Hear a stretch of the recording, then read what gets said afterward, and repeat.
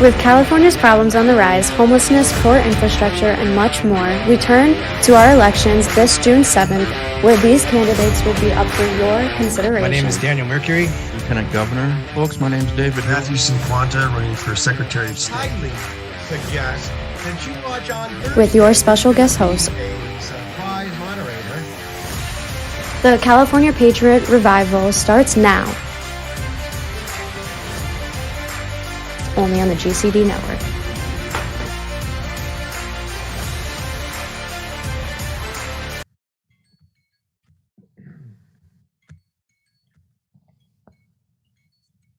Good evening, everyone. I'm Bruce Booten. Tonight, we are going to have 6 Republican runners for different offices, and I'm going to pose questions to them. And this is not a debate. We are going to have dialogue. I would like you to see who these people are and get to know them, because we don't want the same old, same old. We don't need somebody to create an image. We want them to be themselves, and we want to know who they are. And just real quick, I'm going to plug me. I have a show on Monday nights at 7 p.m. on this network. It's called My Help for You.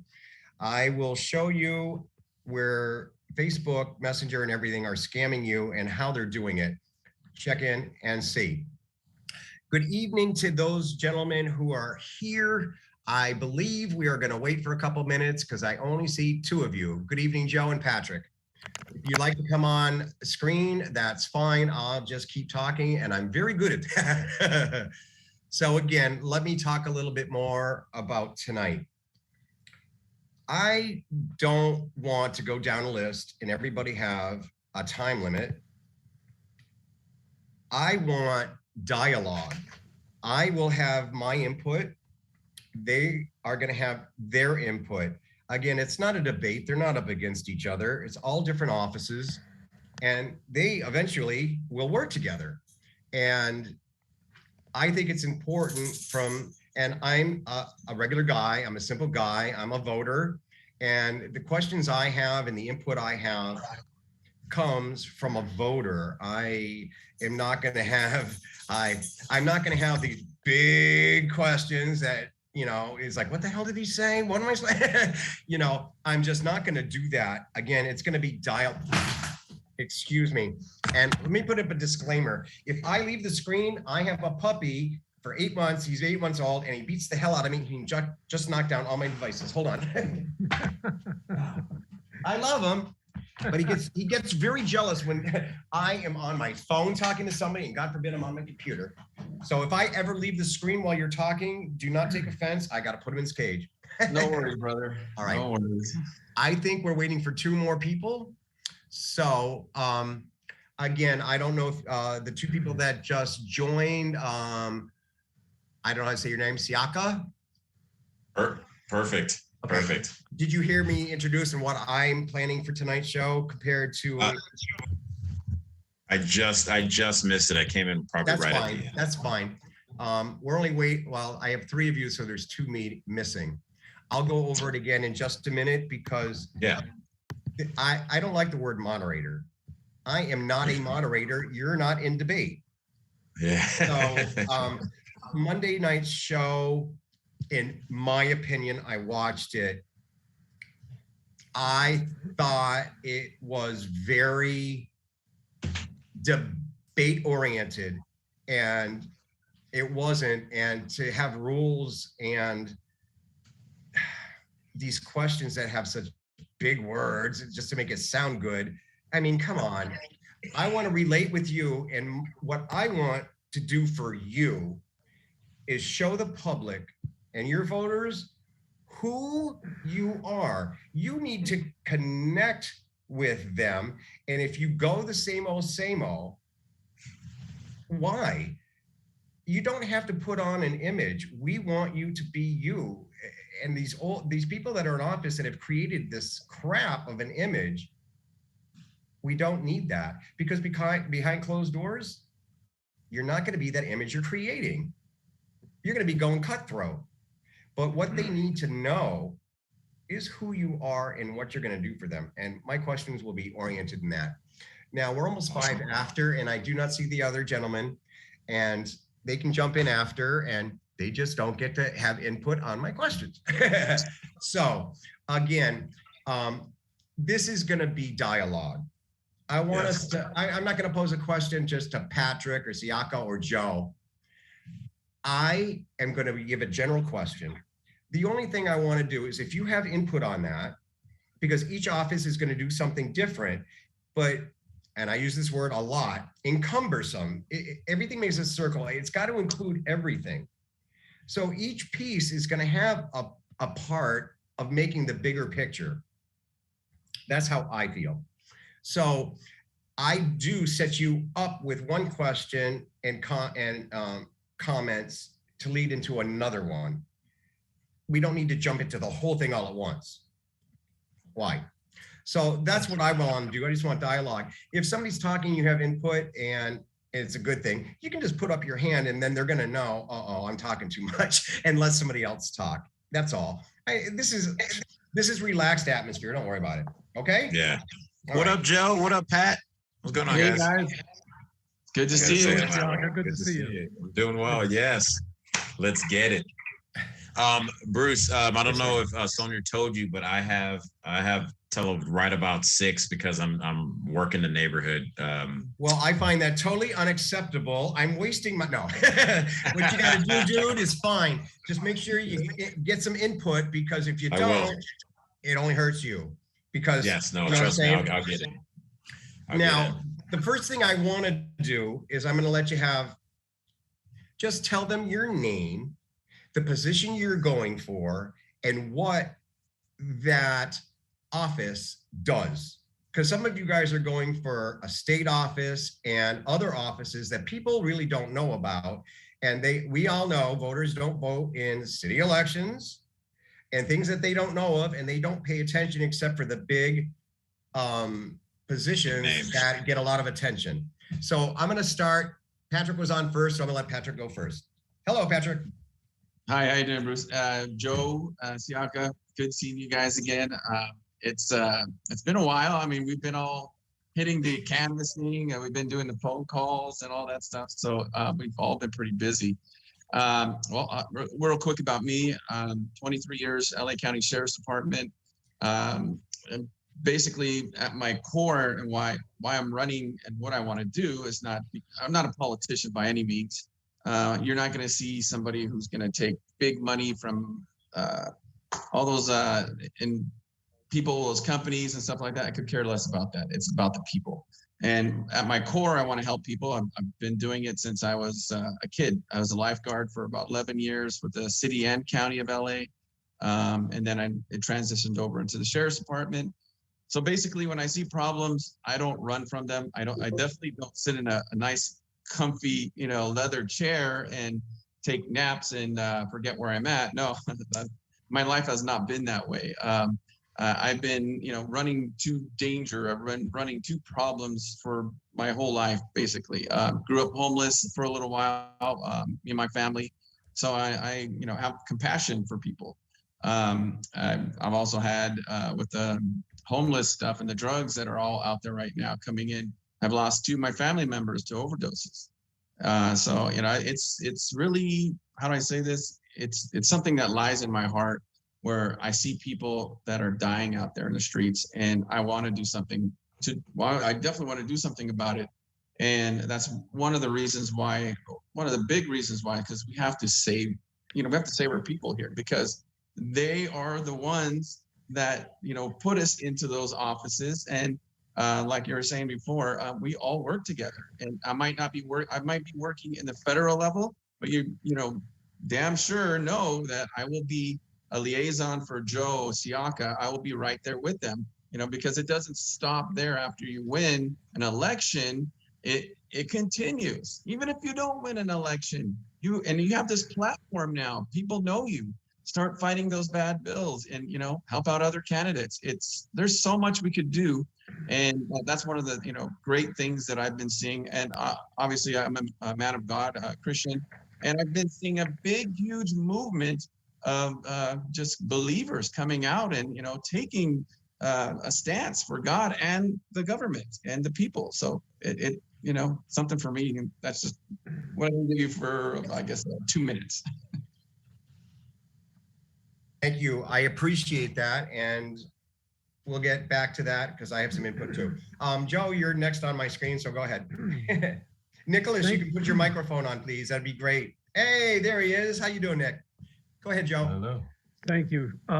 Thank you for having us today. And it's really great to see my friends here on the screen. We're all real people and we've all lived amazing lives. And each one of us brings to the table a special story. I grew up in a family of 9 brothers and sisters, very blessed. A lot of people say, man, how did you do that? 9 brothers and sisters. On top of it, it was very challenging. I had a brother who was born deaf and he couldn't speak.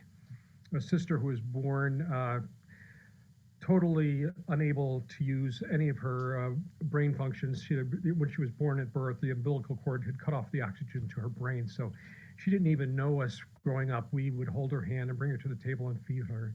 They said she'd only live to be 8 years old. She is now a wonderful and beautiful 68-year-old woman.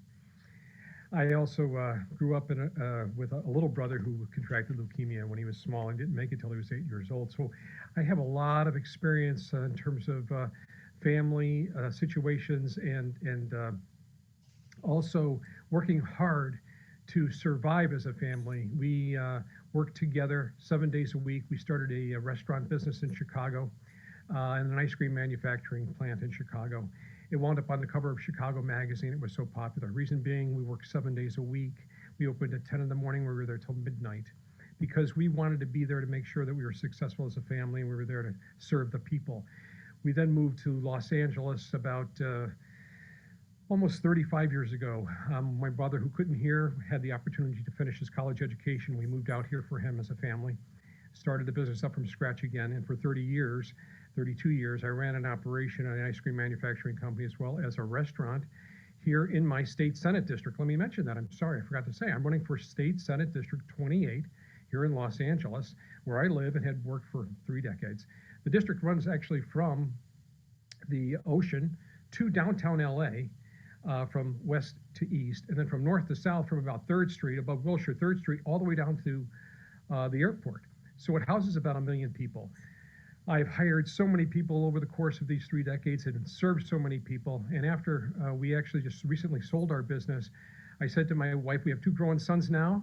They're both married. We look forward to grandchildren. And I said to my wife, this is no time for me to retire because I want to have grandchildren. She wants to have grandchildren. I don't want them walking out that front door and having to walk over a homeless brother or sister on the street, or possibly step on a hypodermic needle, or possibly have to deal with increasing crime, as well as have to deal with this ridiculous inflation spike in almost everything when it comes to gasoline, food on the table, you name it. Everything's gotten out of control. It's kind of amazing that people like ourselves have come together to make it better because we're people from the streets. We've worked hard to get where we are in life. We want to make things better. We are not career politicians. Never held office before in my life. But I know one thing.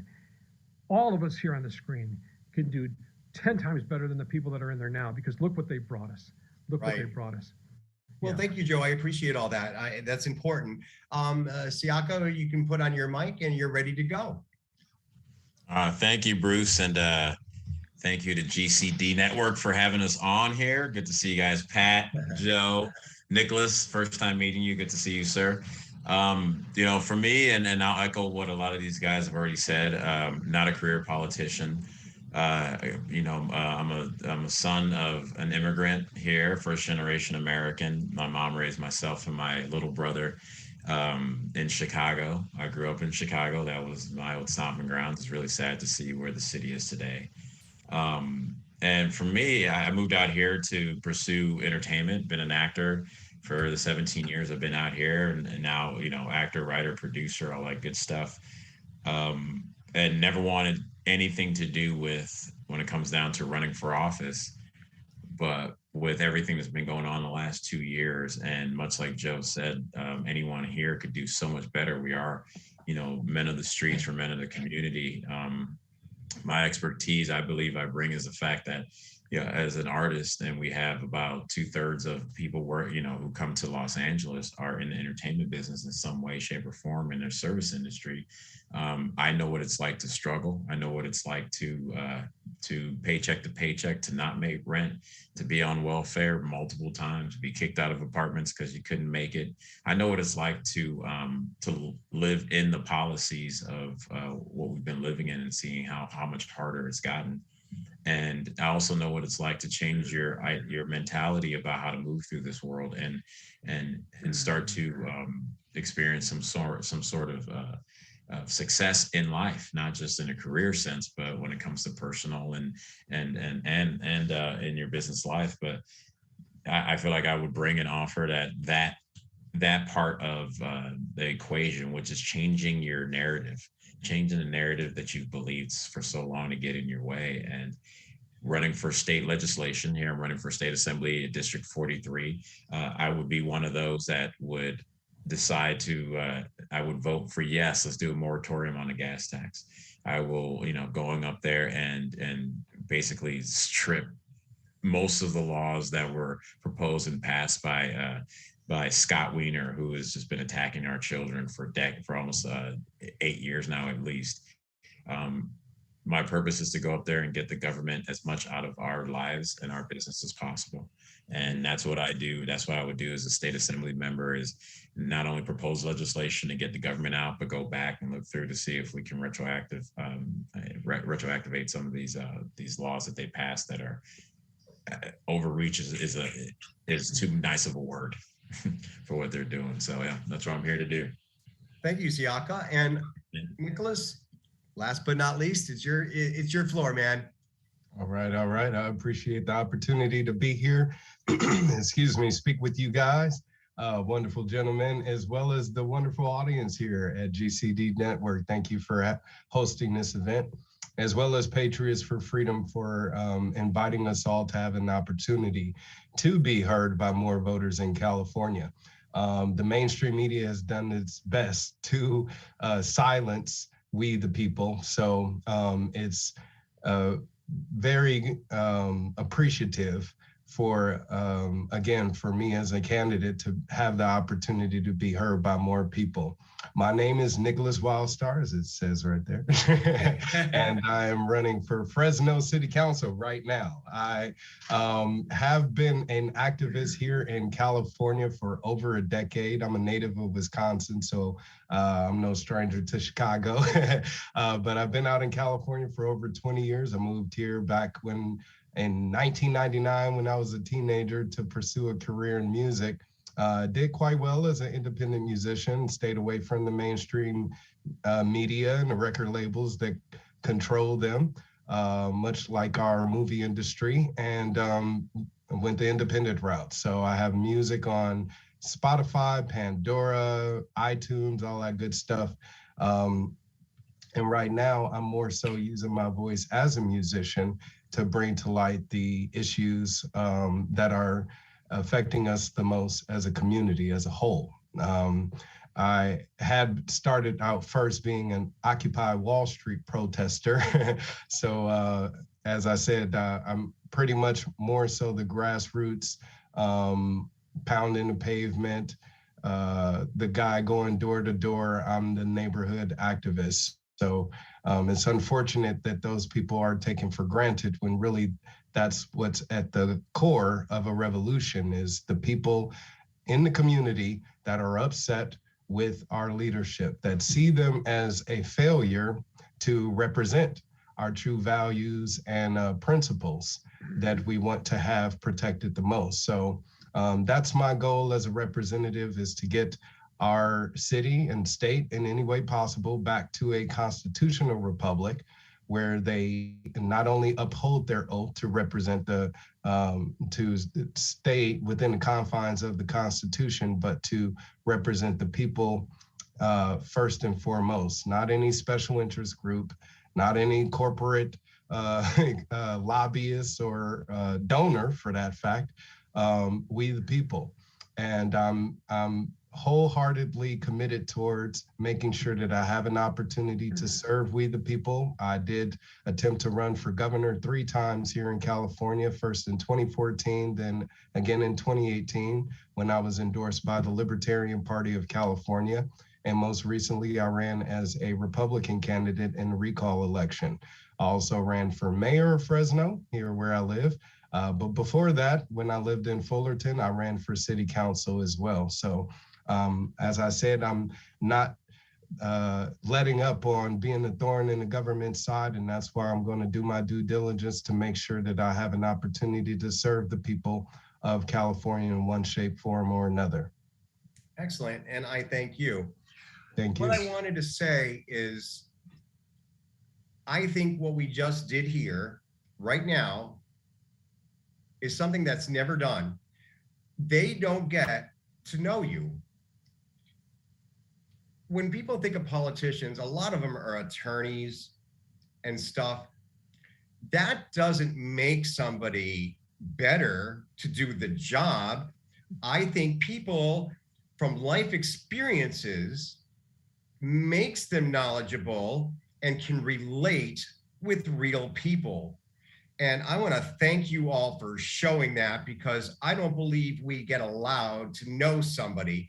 They're always on TV, and whenever they're in person or whatever, they are creating an image. People don't like that, because once they do that and they make promises and they get into offices, they can't do things. So I always ask politicians, please don't promise you can do something, because when they get in, especially a new elected official, you might not realize how hard it is going to go up against the other people that you're going to be with to fight them. So a promise, you can say that you're going to try your best to do things, but to promise anybody anything and not be able to do it, people get disgusted and pissed off because, well, you told me you were going to do something. I counted on your word. Not that they had any malice. Their intentions were good, but you have to fight the higher up offices. We got, we'll use Washington. The president may want to do something, but he's got the Senate, and then it's got to go to Congress. So I want to thank you all for that. And since Nicholas just joined, I notice a lot of you guys have your mics off, and that's fine. Again, this is going to be dialogue. We're just going to have dialogue. If you have something to say about a subject, I want you to say it. If you want to put up your hand so somebody else who's on the screen sees you want to have some input, that's important, because everybody has something to offer. If we don't say something, somebody doesn't know. Everybody's perspective is different. So I just want to remind you of that. This is very low key, and I want them to see you as real people, and that's what you already have done. And again, your life experiences in so many different ways have made you who you are today. We always have the expression, I wish I could go back and change things. Yeah, and if you dwell on that, it really messes with your mind. But if you think about it, if you ever changed your path, you wouldn't be where you are today. And it's because of all those trials and tribulations that you can be where you are today. And on my show, I always tell people this philosophy. If it happened to me, it's happened before, it'll happen again. And I'm going to be damned if I'm going to allow anybody to have to go through what I went through. So I got a big mouth, and I got a platform, and I got the network, and I'm about making change. So let's go forward with that. You all say you want to make change, and I agree. Again, it's important that we get in there and you don't follow the leader. You've got to stick up for what your morals and standards are. And what we're seeing is not. It's, I got to follow a party. This is what the party says to do. This is what this party says to do. And I'm not on either side. Do you guys agree with that? You can just nod your heads. Thank you. I've been thinking of something. There's two things. One, I would like to talk about, and I'll get to it, voting, how we need to change how voting's done. I'm not a fan of algorithms, virtual agents, phone computers, you know, we need to stop letting computers rule everything because they just don't do a good job. But the first thing I want to ask you, when we do a preliminary election, we have to pick a side. I want to know why. And everybody I talk to, I want to vote for who the best candidate is, not within a party. I want to vote for who the best candidate is, but I can't do that as an independent in a preliminary election. When you get to the final draft of everybody, you have both sides, you can pick who you want. What do you think about trying to make that change and allow us not to pick one side or the other, but go for the best candidate and change that? We don't have to do that anymore. What are your thoughts? Somebody can put up their hand and be the first one. Well, go ahead. I'm under the understanding right now in this primary, it's a Wild West, the West. It's so anyone, independents, anyone can vote for either right now because they're like for example, my race, there's no moniker next to someone's name on the ballot, right? So unless they're checking out their voter guide, but we kind of have a Wild West type of election here in California.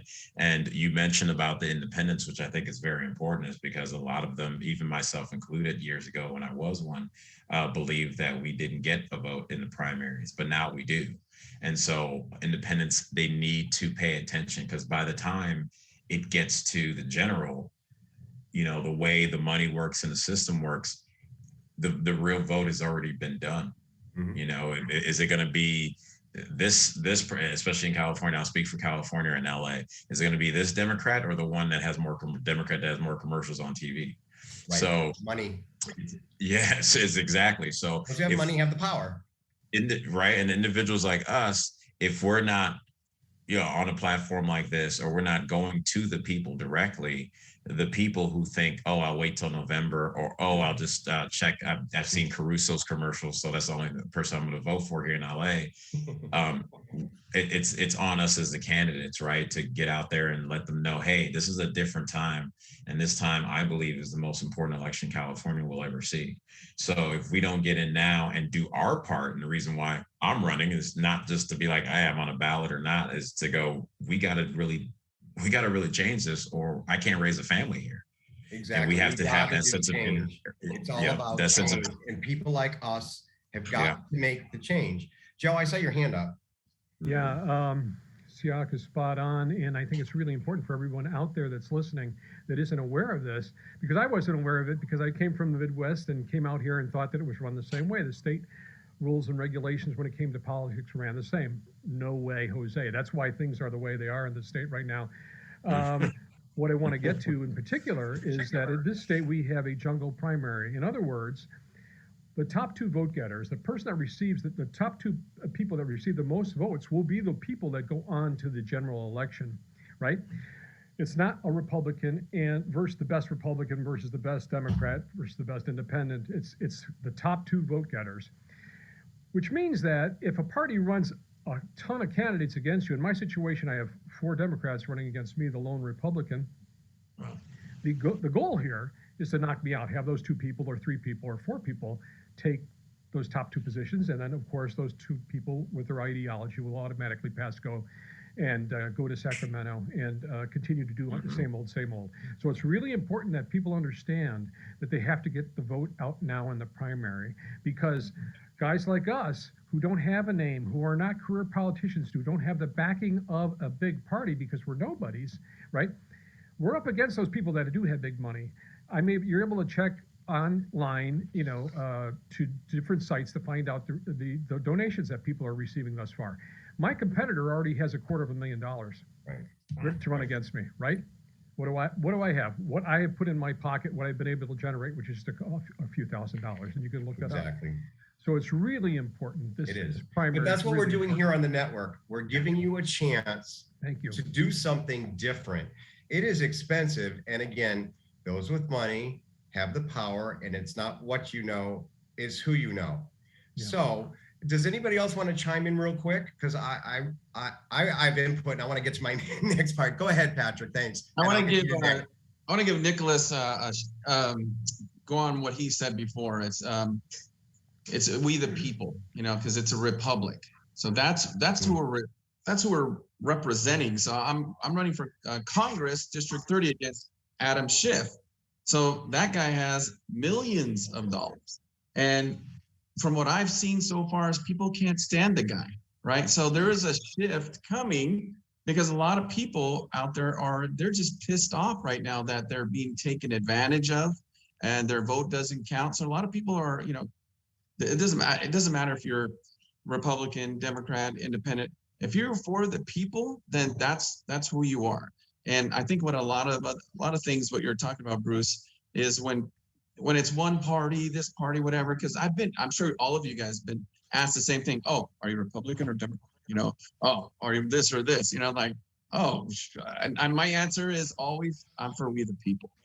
So if you want to find out the other stuff, you can look me up online, and then you can even research about me. Maybe you'll even change your mind from being a Democrat. I've changed a few of them, a handful maybe, but I think what really needs to happen is this party stuff with your letter or whatever. We know that there's a lot of big money behind, candidates like that, and so what we need to, it's kind of like, do you have anybody, you guys have a commercial? I don't have a commercial, and so it's like, oh, that's awesome. You guys got commercials. You're getting thousands of people watching you. Oh, they know who you are now, right?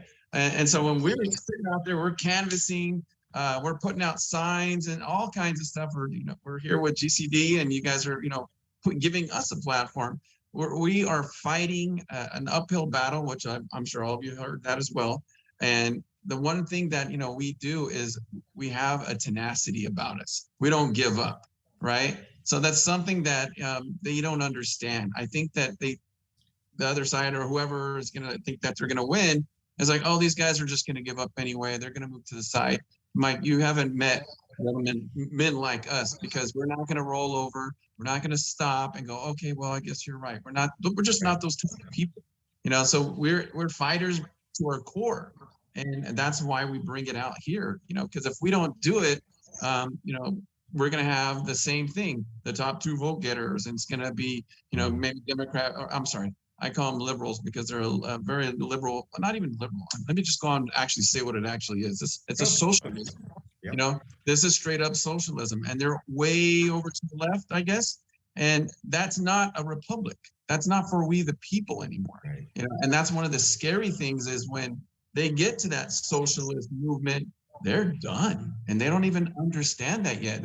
They don't even pay attention to Cuba, of course, Venezuela, and all these other countries who are, their communism, and it doesn't foster businesses, competition, any of that stuff. And I'm like, where in the world did it started to be okay to be like everybody else? Everybody wants to shine. Everyone wants to do, what they want to do, create a business. My wife, she came from Armenia when she was 12, 13 years old. And she has a master's degree. She's our CEO of our business. And we had nothing, but that's how you do that in this country. And if we are not allowed to do that, and, other people, well, that's not fair. Well, get off your butt and get to work, and that's one of the things that you have to do. I had my education, I scraped by, but I pushed myself so hard, and I read books and all that other stuff. I did it, right? I did something that I never thought it was possible. And that's all of us here. We're those people that make things happen. So that's just I agree with you. And touching on that real quick, and Nicholas, I'm not going to forget about you.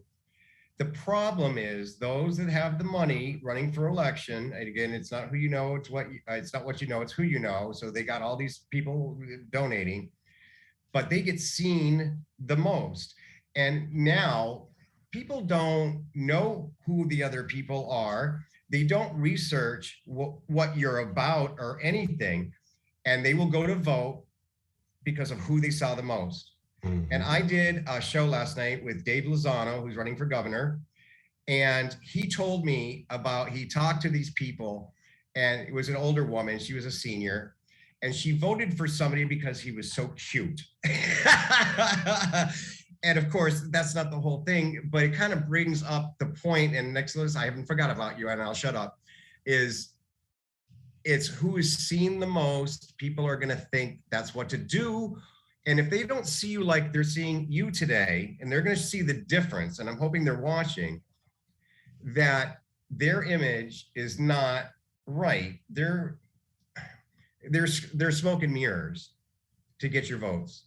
And that's not what we're here for today.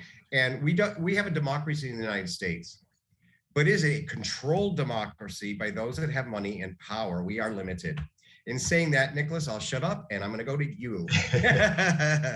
Well, thank you. I actually want to add to that because the leftists out there, they talk about how money takes over politics, and they want to criticize it all day long about how we need to get Wall Street out of politics. I know this because I used to be one until I voted for Barack Obama in 2008. Then it was a one and done type of situation for me when he sold out. Ding, ding, ding, same here. So, yeah, I mean, it's awful how, again, the left can criticize about how, you know, our political system has been bought out, but yet continue to support it. Mm-hmm. You know, we had a governor here in California that was reelected off of a recall that was mainly fueled by a grassroots, nonpartisan movement, but yet through their propaganda, they were able to label it as some right-wing takeover of our government. And he got handily millions of dollars, much of which came from Netflix and George Soros and other outside investors into our political system. And yet nobody wanted to criticize him for that. So again, having the opportunity to be heard as an independent candidate, it is extremely imperative because we are up against that money machine. And as much as we want to tell people, hey, it's about going out there and obtaining the American dream, our political system is exemplary of that effort as a hardworking person in this country, because you can fight tooth and nail, but when you have barriers in front of you that are built up with capital, how can you tear that down without having any capital of your own? Like Joe said, his opponent has $250,000. My opponent has $250,000. I have a little under 2,000 fundraised between my own and donations like Joe as well.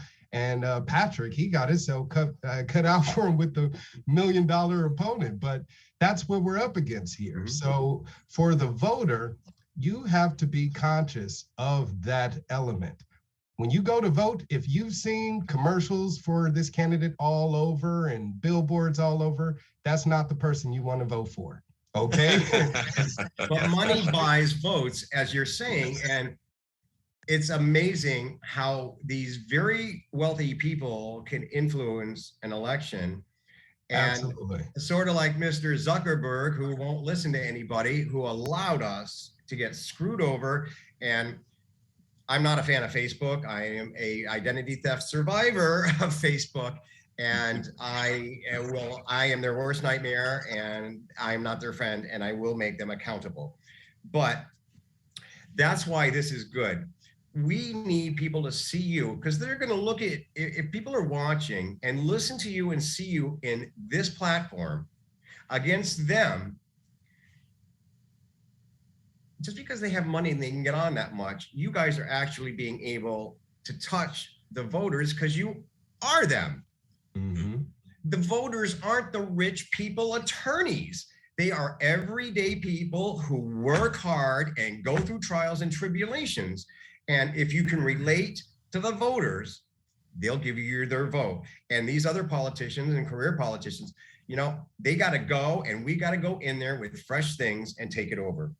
Right. Well, you know, when Nicholas mentioned, you know, and I love that he mentioned early on that, you know, we're a constitutional republic. Yep.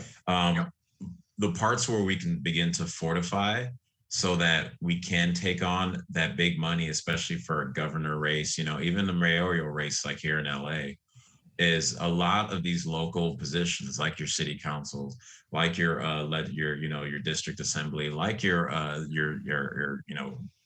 county supervisors, because with a lot of those positions, people don't even either vote on them, like you mentioned earlier, or don't even know what they are. And what I've noticed, and I'm sure Patrick as well, when I've seen him at a bunch of the rallies that have been going on for the last 2 years, people are starved for that reality. They're starved to talk to someone who's a regular person that they hope that person gets involved. You know, over the last 2 years of going to rallies, speaking at rallies and events, I couldn't tell you how many times people asked me to run, and I was like, nah, that's not what I do. But they wanted something normal. And right now they are so looking for it.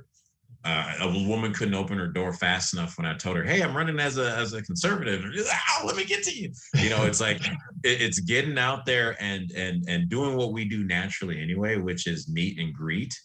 And people are in a different place today than even in 2020 and even in 2012 and 2008 and 2008, they're in a place now where they're looking for an answer, not waiting for an answer.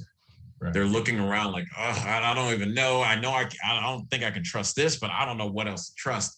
Again, that goes back to on us and, the men here that decided to put their name in the hat and to send out mailers and to, host little events in your community and to go out and knock on doors. Because once they see us, everything changes. Everything changes. I would have to agree with them. I mean, in going door to door myself, and being an endorsed Republican candidate for city council, I've talked with everyone, and I've been able to flip so many Democrats and supporters of my opponent that I can tell already that that's what's generating me the support, is the dislike for him in office, being an incumbent. He already has a record, and that speaks for itself. Me as an outsider coming in, I'm brand new, so I get to offer that opportunity of a true fresh start for the voter. If they really want to get away from the political establishment, then hey, you got to vote for the true grassroots guys, and we are definitely that. Because funding tells you everything. And if you're looking at how much these candidates are getting, if they're getting it from unions, if they're getting it from corporations, then those are definitely not people that have your best interests in mind, Exactly. Exactly. Just on that note, and I'm going to let Patrick jump in here real quick. The reason they're not relating to the public and you're going out and reaching to them is they have the backing and they have the money, so they use the TV. They use social media. They are not relating to the people. Again, it's money, and they're hitting people because they're sitting at home watching TV. Yes. You know what I'm saying? But that's why we're here. And I know Patrick wanted to jump in, and I'm going to let him say something. Go ahead, Patrick. That's interesting you say that, because with the incumbents not knowing their people, or they do, and they mislead them and they take advantage of them. And then obviously that's Adam Schiff. Every time it's April 24th, it's, he's there with the Armenians and he's getting a stage, right? And that's one of the things that he is not, he's not for Armenian people, he's not for any people, but his own namesake, like we're saying, because he's got a popular name out there because it's been all over the TV and, the Russia lies and all the other stuff. He was the author of all this stuff, right? Yeah. So my wife is Armenian, so I'm telling you, most everybody, I would say 99.9% of the people who are Armenian, they can't stand the guy anymore because he hasn't done anything for their population. So we have to go and look at, how long can these guys sit there in their cushy little office and manipulate, and then on top of that, not only, they have we get paid whatever we get paid for, but they end up being multi-millionaires, right? So here's another thing, right? It's term limits. You honestly cannot stay in something like that, because if you're going to be in an office for God knows how long, and you're going to be there till you're Dianne Feinstein, right? Pelosi, they're ancient, and they're so disconnected with the populace because they don't go down into there. They don't see homeless. They don't know the area or district anymore, other than maybe the first year they walked and canvassed themselves. But it has changed dramatically. And that's one of the things that people don't understand. I worked in the streets for a long, long time. I've seen it. I've seen people out there. I've been spit in the face 5-6 times and going, oh man, hold yourself in check. And that's one of the things that they don't do. And they don't hold themselves in check because they're taking advantage of the people, right? And that's horrible in my book, but it's gone so long. And I'll tell you right now, Bruce, that I think it's come back around and bit him in the, where the sun don't shine. But they're creating an image and a gimmick, and they have people working behind the scenes to do that. It's like in the mall, nobody knew this. They're putting in smells and certain music, subliminal messaging to make you do things. That's what they're doing. They're creating an image.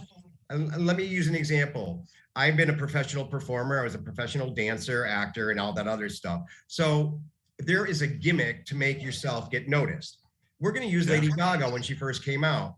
Never showed her face. Her hair was down to here. Got her attention though, didn't it? She became odd to get attention. So the people they have behind them on their team, their campaign and everything, know exactly how to play it. They know exactly what to do. And they will create an image, and they'll even put things out there that aren't true to get attention. You know what I'm saying? Bad publicity, publicity. And I agree with that, but I think what has changed now, gas prices, crime, inflation, the parental rights, and I have to go pretty soon here, but the neighbor I'm going into is I was just walking out to hand flyers to say, hey, I'm running. The lady comes out and she's like, oh my God, we just had a neighborhood meeting thinking we have to find someone to run in this district. People are so turned up. And because of our lack of civics in school, most people have no idea what the move is until they get a ballot in the mail. So now when you're sitting there, like any one of us, and we're going out like, hey, I'm someone, again, I'm sure everyone else here has seen someone be like, I can actually not only see a person that I want to vote for, but I've been thinking, I want to do something, but I don't know what.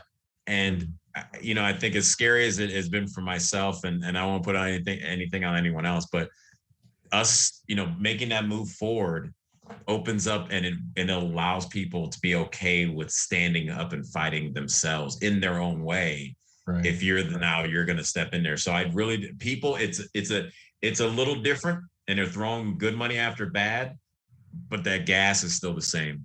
They still want to allow, older men to be with younger children. They still want to sit there in an infanticide bill. They still want to sit there and they just sent $40 billion to Ukraine while we're struggling here. Fentanyl deaths at our all-time high. These things they're feeling it in their neighborhood now. It's not like I always say, it's not academic anymore. Right. It's right in everyone's face. So I'm going to have to take off, guys. That's all right. Thank you so much for this. I'm going to touch a little bit on that, and I'll let you guys talk real quick. It's important, and I'm trying to help and make this totally not political tonight, because again, I want you to show yourselves that people need somebody that they can relate to. Years ago, the population wasn't as big. And I talked with somebody about the police. You used to know who the police were. You had community police people, and they stayed there. And you had people that you could count on. Things have changed.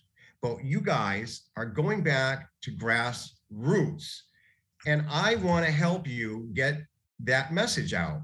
And I want to give you platforms and the ability not to fit in a political image, or tonight with our talk, it's not a debate. I want you to say what's on your mind and show people who you are, and that you really are somebody that they can relate to. Because again, these people who have already been in office and those that have backing have money, and they're just showing an image. They never ever they say what people want to hear, but they have no backing with it. Like I said, don't promise me you can do something, because when you get in office, you can't do shit.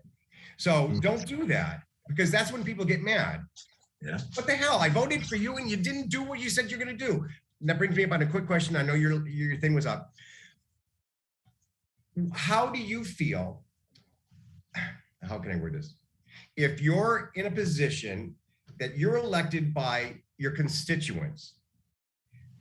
I believe myself, I don't want you to vote or do anything without feedback from your area or your constituents. And your constituents may be the other side who didn't vote for you, but when the day is done and you get elected, you're representing everybody from whatever side they are, and they need to feel that you got their back too. How do you feel about that? That you need to put it out there, and we can do that, but let them have the input for you to make your vote and not just do it on your own. Because I know my city council, they voted on things because they thought it was right. No, you didn't even talk to anybody and put it out there. I believe that's an important part. And Joe, I'm gonna let you go first, and then people can raise their hand. Thank you. The way I relate to this situation is having been in business here for 30 years in the Los Angeles area. When people walked in my front door, I didn't say, "Are you a Democrat? Are you a Republican? Are you a Libertarian? Are you a Green? Are you socialist?" No. I took care of everyone the same, equally and fairly. And that's what we've got to do as we move into office. And we have to be accessible to these people, just like I was accessible to them in business every day. They walk into the door, they could see me. Is Joe here? Can I talk to Joe? Yeah, I'm here. It's going to be the same thing when I get into the office, and I'm sure when these other gentlemen get into office, because it's so important to be accessible and accountable to people. That's why I want to say one thing that's really important. Never forget people, what these politicians in office who are sitting there now have done to us over the last 2 years. They shut us down. They shut our businesses down. They shut down our houses of worship, but then had the audacity to say, you know what? If you want to shop, you can go to a big box store, but you can't go to a big Holy Name Cathedral. You can't go to a big synagogue or ashram or temple, right? Don't forget that they continue to collect a paycheck too. Exactly what I was going to say. That's the whole thing. I mean, when we talk about a subject, and this is why I like the dialogue, it's not the subject. It has branches and it has more. It's encumbersome and it gets very wide. And that's why I want everybody's opinion, because it all matters. And Joe, Patrick, you're being very quiet and just sitting there. Well, you can jump in. I have something I want to say, but it's kind of a little bit different. And it's you just put up your hand so people know you want to talk. I don't want to leave anybody out. I don't want you to feel like you have to not talk. And I know you're there too, Dick.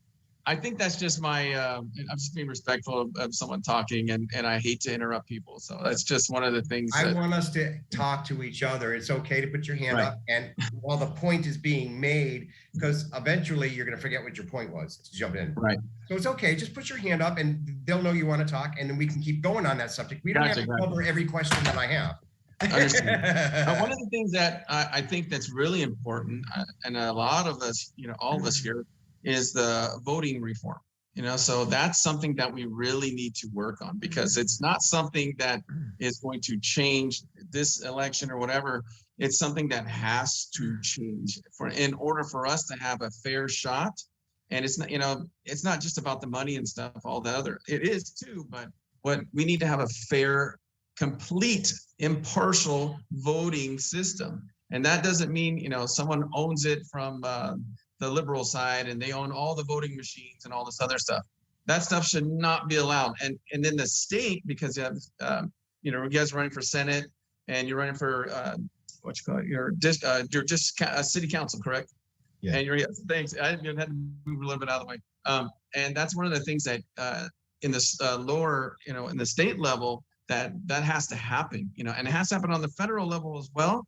But we can't sit back anymore. I mean, I'm thinking like, well, Florida's doing it right with they have I think they have a voting something, whatever. So the sheriff or the governor is like, hey, he's going to have law enforcement out there, which I think is amazing, because now you can't go and steal votes. You can't put stuff in. You should be watched. And if you do something criminal, you need to be arrested right there for it, and not go, well, we don't know, and this just happened. It doesn't happen just, magically. Votes don't just, jump up 200, 300,000 votes for one person and one vote dump.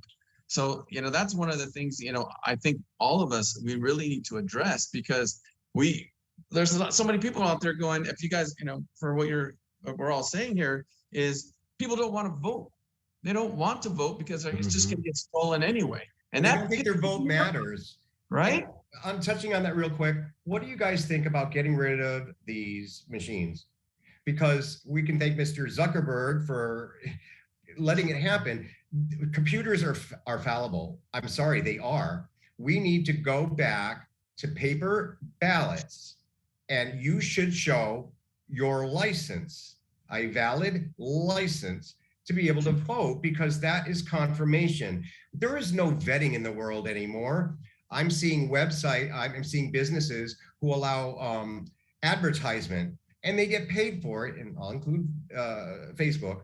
These places get paid for these people to put their ads up, and they're not even vetted in any way. And the disclaimers are, for the company who lets them advertise, they're not responsible for anything. Well, if you're advertising or you have a website, your website is for a product or a service. Now, if it wasn't on the internet, you'd have to get a business license.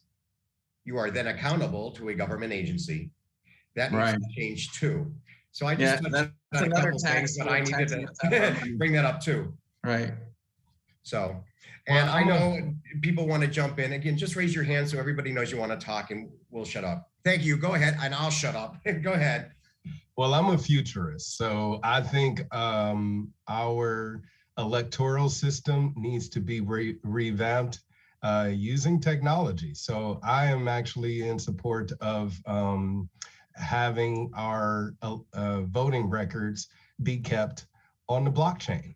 We should be doing the same thing with the county records for our city officials or state or whatever the case may be. That way it cannot be tampered. It's tamper-proof. And as much as you want to talk about, computers do make mistakes, human error is what's to blame for what's happening with the paper ballots, especially these mail-in ballots and the fraudulence that's been involved with that. So, but they're not, again, if we use the license, they wouldn't be able to do that. Yeah, I mean, one person, one vote, period. But even the computers are only as good as their program. And if they're not programmed correctly or not using the system you're talking about, is the problem. Technology is only as good as we use it. And we're allowing computers to do whatever they want. And they do make mistakes. I call computer farts. Of course, but if we you do know that it's inevitable, right? They'd have a firewall that can't be tampered with. People will try, and these people will try, and sometimes they do, but we have to keep being persistent to not allow it to happen, and we got to make our stuff happen. I'll get to you in 1 second, Joe, but let's make the computers better programmed. They're only as good as we program them, and if you let these programs not update and keep them updated, then they're only as good as they work. So that's my point. Go ahead, Joe. It's all about voter integrity. We know that. It is. And it starts at the end. Leave it to integrity, because there's people that are going to get their way. Where there's a will, there's a way. We got to set up some kind of a system that keeps them honest with the license, let's say. I agree completely. Thank you. If you go to the grocery store, I don't know if any of you guys pay for anything on a credit card and have that credit card let you know that you've made that payment. You go into a grocery store, wherever, pay for a box of cereal, and instantaneously it beeps my phone and tells me I just paid for that box of cereal. You're going to tell me that technology within 30 seconds tells my bank to pay that grocery store and then to inform me that they've been paid while I'm still at that register can't be implemented in some way for voting? Come on. Exactly. You know it can. You know it can be done. You know it can be done. It's not being done for a reason. Exactly. The reason. And I think that's the blockchain, like you were saying, Nicholas. And that's part of that whole thing. Exactly. I love this, guys. I love this because you're all seeing the same thing and you're going for different offices. This is exactly what we need to do. Go ahead. If I may mention, the other thing that's so important for us that are going to be dealing with at the state level, even local levels, is to make sure that we hold the people in these other offices at the state level to do their jobs and to make sure that they purge these voter rolls. For example, Absolutely. The state of California was sued by Judicial Watch, and Tom Fenton, look it up, Google it as the kids say, And they won a lawsuit against the state of California and Los Angeles County for finding there are 3.5 million with an M votes that have not been purged from the system. Oh my God. People have died. People have moved. I have a friend who is a doctor. She has had nurses come from all over the country to stay here while they intern in hospitals, local hospitals. 5 years ago, they moved back to another state, some out of the country. She still gets their ballots in the mail, okay, at her house, okay? So these voter rolls have to be purged. Here's the trouble.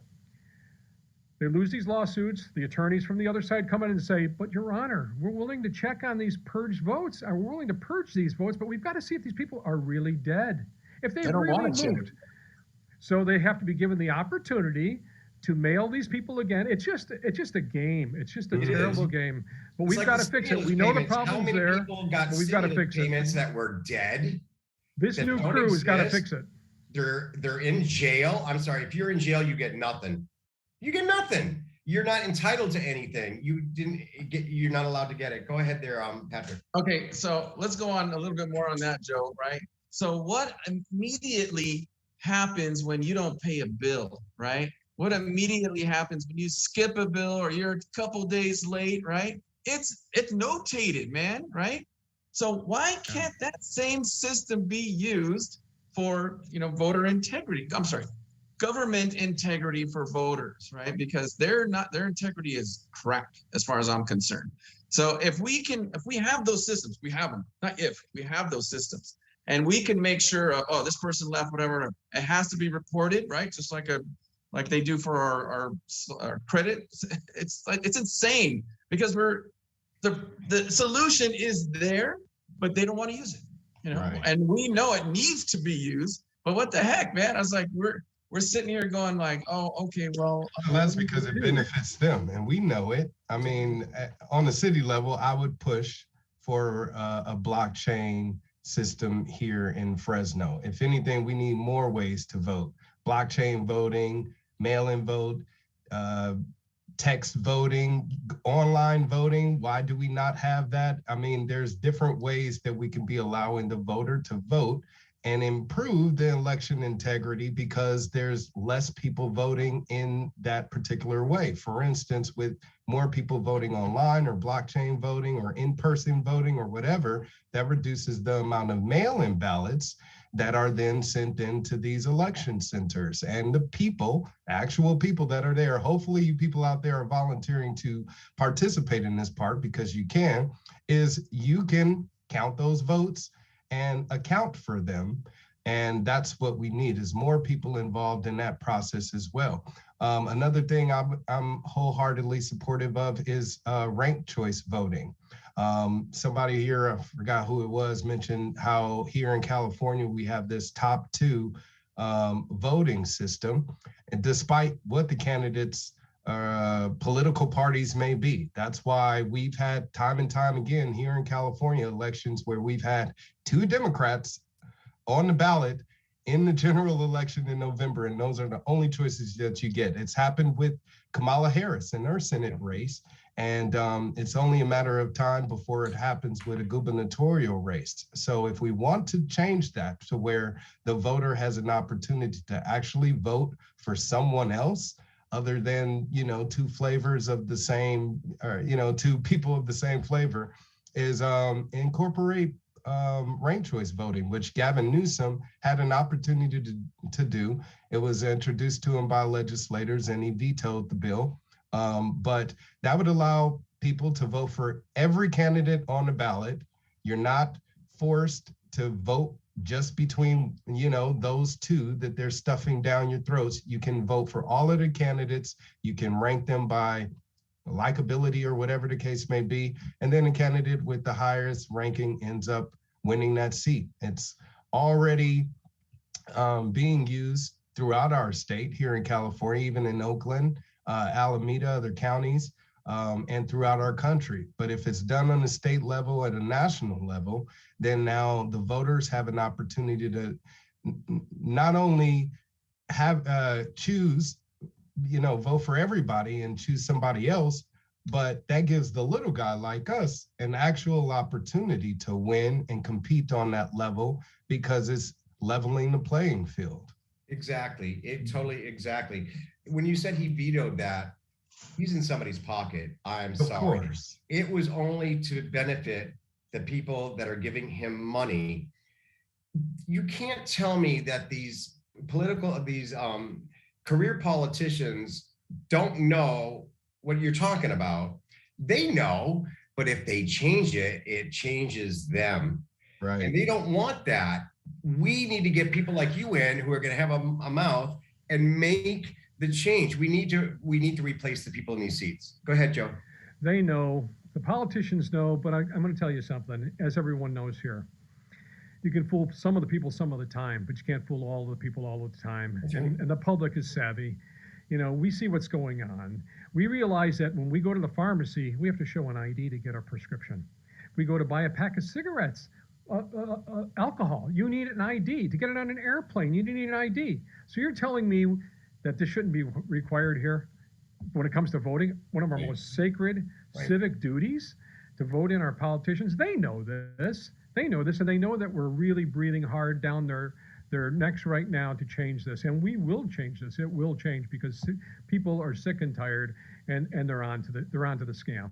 They're onto the Exactly. Scam. There's too many loopholes, and they're being left to be played with. And go ahead, Patrick. So yeah, I'm sorry. I had to add on to what Joe was saying. Yeah, that's fine. That's why I want you to raise your hand so you can get in what while Joe it's on your said mind. Is completely true. We're getting 18,000 people, I think, a day or something like that, coming into the United States from our open border. So right there, IDs, identification, and all of that stuff is necessary because now we have millions of voters who are getting phones and all this. They're getting baby formula and all that other stuff, which is hard to get nowadays. But this is where they're focusing their attention. They're focusing on the border, opening it up, and letting everybody in. So as far as I'm concerned, that it's a soft invasion. It's not one of those bloody ones, but it can easily turn into that. And so one of the things that we have to understand is these people coming in and voting, they're going to just go, oh, yeah, okay. Obviously, it's not that hard to get a fake ID, and they're not going to sit there and scrutinize it really well. They go, oh, okay, cool, thank you. You can vote, and that's without the licenses. If you're not a citizen, you shouldn't be voting. If you're going to come in, you don't have a right to be part of our political platform until you work it out. That's what happens. Anybody can walk in and vote. They can say, oh, I live here. They could use somebody else's name. That's the problem. If we force and make people, it's unfortunate that we have to do this, that we have to force everybody to prove themselves, but there's too many people abusing everything. We've got to be on top and watching them because they're not, where there's a will, there's a way, they'll get away with it. Well, you don't have to force people. Naturally, they want to. Anybody coming to this country that wants to participate in our economy, in their community, in our government, would be inclined to want to gain citizenship. If anything, we should make that path to citizenship easier. Right now, it's not. It's lengthy. It can take years. It takes tens of thousands of dollars. I met a lady who's Canadian, okay? It cost her $10,000 to get her visa every year.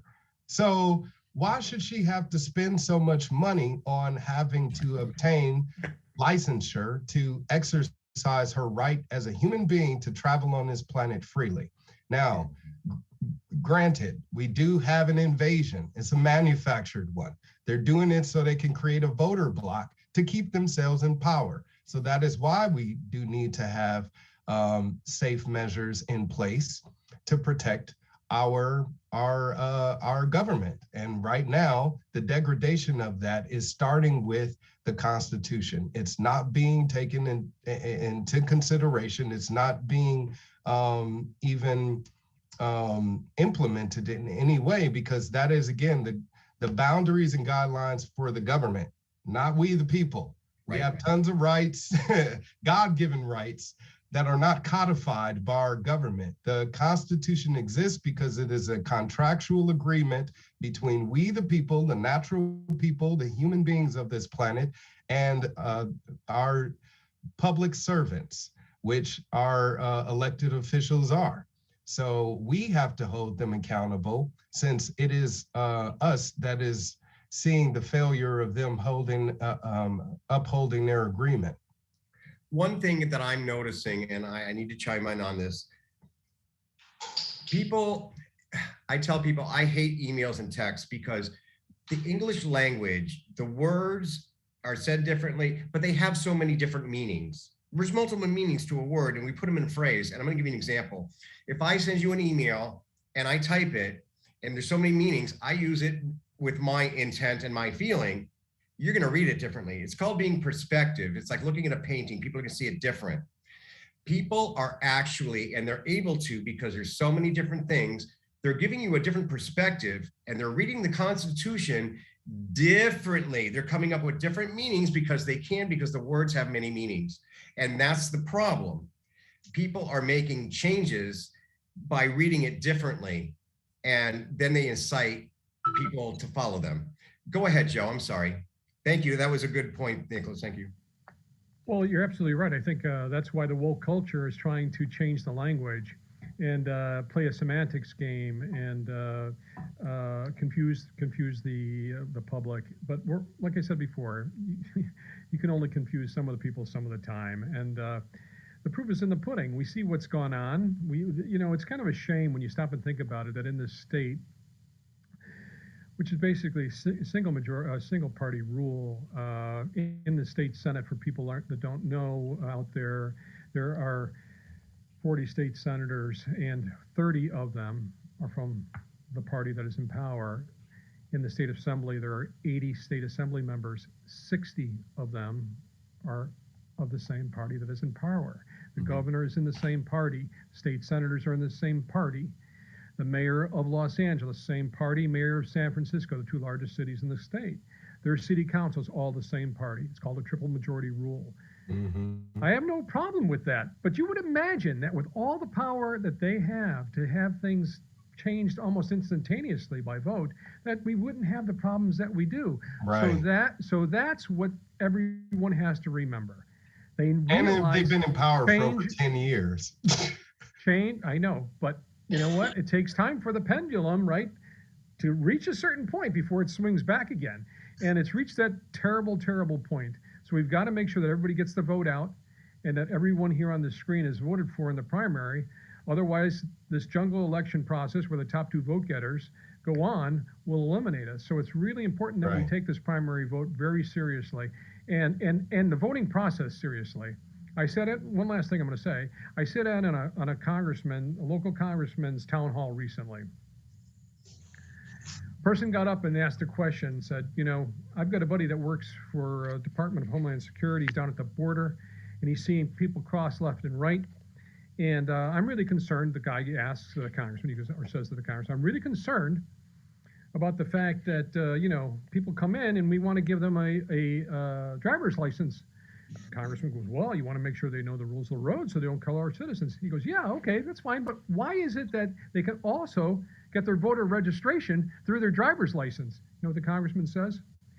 Sir, you don't actually think that a person that struggled so hard to come to our country, break in illegally, in other words, to come into our country, would risk breaking the law and voting via his driver's registration? The guy just stood there at the microphone. He goes, he broke the law by coming into our country. What makes you think that they wouldn't do the same? How about when they break the law for them, when they're issuing a driver's license for them and then automatically registering them to vote? So there's that human error that you were talking about, Bruce. And that can be something that it can be investigated and exposed. But if the DMV is in cahoots with the state and elected officials, then we're never going to be able to hold these people accountable. We're never going to be able to do any type of audit that's going to, actually show us the results of the truth. Unless we vote them out. Right. Unless we vote I them just out. want to interrupt for 1 second. Patrick had his hand up and he's dying to open his mouth. Go ahead, Patrick. No, it's funny. It's funny you say that because what did they do back in the days when they came in from other countries and, they came to the harbors in New York and stuff? They got their votes, they got their names and everything. That's exactly what they're doing right now. So they're creating their voting population on how they want them to go. Mm-hmm. And it's amazing because we're sitting here, we want voter reform and all this other stuff, but how do we get voter reform until we close down that border and then we regulate it? Because I'll tell you right now, my wife and her family came here legally. My great-grandparents were I'm of a Mexican heritage myself. I'm half Mexican. They came here legally. They put in their paperwork and did all this stuff. So, I mean, they're proud Americans. There's also people who come here, not legally as well, but they end up, doing stuff to get into the country. They find a way. I get that. I understand people have a want and they have a desire to have a better life than what they had over there. So why are we, we need to make sure that these other countries that they're coming from, because we know where they're coming from. We're not dumb. The country knows, the government knows exactly where they're coming from. So those governments, I'm sure we're giving billions or millions of dollars to them, are just sucking it up and they're taking it in and they're not, using it for programs to stimulate their economy. And that's one of the things, yeah, do we blame these individuals or do we blame our government? No. We don't blame them individuals. We already know where that's coming from. I'm right there with you, Nicholas, because I know it's the government. If they wanted to truly change it, then they would have. But it's not going to change because that's what they want. Right? Exactly. They benefited from it too much. Yep. And like Joe pointed out, we have a Democratic majority, trifecta, here in California. We've had it for the past 10 years. They own the state house. They own the legislative body through the judges. They own the executive body through the governors and sometimes mayors or whatever the case may be. But we have a Democratic supermajority here in California. So all the problems that exist, we can point to them. So everybody that says I'm a Democrat and I'm never going to vote for anything else, look at what your party has done here in the state of California over the past 2 years. Homelessness is, through the roof. Unemployment through the roof. Taxes through the roof. Who do you have? Who can you turn to and blame? You can't blame the Republicans. So stop using that argument. Stop repeating rhetoric being fed to you by your party, because that's exactly what they want you to think and believe in order to continue to support them. So yes, this primary is extremely imperative because it's the only opportunity for you as a voter to actually vote for someone else opposed to being forced to choose between only two candidates come November. Yeah, and Nicholas, try it. And we want people out there, try it. Just give us a shot, whatever, independent, Republican, you don't look at that stuff anymore. Look at what we stand for. Look at what we believe. And if you could choose your candidate on those, those moral topics and things like that, and not because, I always vote Democratic, I have to do it. I don't care who is it. It could be the horriblest person in the world. And there's another thing what's going on, because all the people are coming in from our borders. There's states like Texas, there's states like Arizona that are going to completely turn blue because that's where they're sending them. That's why Ron DeSantis is sending them to DC. He's sending them to Delaware. He's sending them out of his state because he knows they're going to skew the vote. And that's exactly what we need to understand. It's like, hey, we know it's skewed. So how do we do that? If these people are going to be voting, I'll say, you want a business and you come into this country illegally, but now you want a business, don't even think about it because these guys are going to take it away from you. They just want you here as workers. Mm-hmm. And I want to put that on them. They don't want them here to get businesses. They don't want them. They just want them there for their votes and to work and do hard labor because they're never going to get a step up now because they're going to change it. And that's exactly what they're doing. So if they realize that and we can talk to them, and then we're like, oh, okay, well, maybe we have a chance at that part too. Yeah. I'm in a nonpartisan race for city council, thankfully. So when voters get their ballot, it doesn't have the RDL, whatever, next to the candidate's name. But what hurts those candidates, such as myself, that is affiliated with the Republican Party or whatever party other than the majority party, is that they're the ones sending out voter guides. You know, the Democratic Party is sending out voter guides to every registered Democratic voter saying, vote for all of these candidates. And then the people get them. And because they're not willing to do their due diligence on their own, they just haphazardly vote for all of the people they're being told. So it is extremely imperative, as I said before, for voters to go out there, pay attention to independent media sources such as GCD Network, giving us a platform to speak and be heard. What I wanted to mention, if I could, these voter information pamphlets like this, it's all part of the system that requires big money. I don't know if the general public is aware of this, and I wasn't aware of it as a businessman my whole life until I ran for office. I found out that in order to have 250 words to talk to the people about who I was in my district, it would cost me $12,500 for 250 words. I don't know if you guys are aware of it in your particular offices that you're running for, but if you want to do that in English, it's $12,000. Guess what? You want those 250 words in Spanish? Think you're going to get a discount from the state? Right. You mean $1,200? Because I know they charge me $800 here. Not filing fee. I'm not talking filing fee.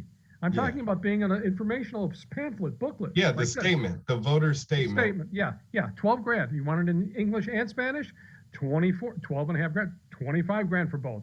So it's a big money making scam and scheme. Wow. That's something I want to go into the State House to bring laws that will change this to make it easier for the common man and woman to run for office. I say there's a young country boy right now somewhere, or country girl somewhere right now by the name of Abraham Lincoln that couldn't afford, right? You probably have another Martin Luther King out there or Gandhi out there that's poor, that is a genius, that can't afford to get into this race or get his name in this booklet. I did not get in this booklet.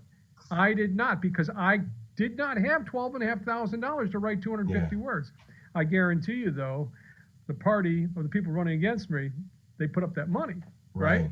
So it's very serious, ladies and gentlemen, very serious to look into what's going on in politics and to listen to the people like us, the average American, have worked hard, that want to give back, make it better, as opposed to pushing the same button for the same people who have brought you the same problem year after year, decade after decade. Right. It's not fair. You're right. Right, Joe. It's completely not fair. And if they same thing with me, I think it was $11,000 or $12,000, and it doubled because of other languages. It's like, I looked at it, I was like, your 250 word thing is coming up. I'm like, yeah, right. Yeah, there's no way I'm going to be able to shell out, $12,000 just like that and have it go to everybody. I mean, it would be great, but would you rather go to charity, go to the homeless?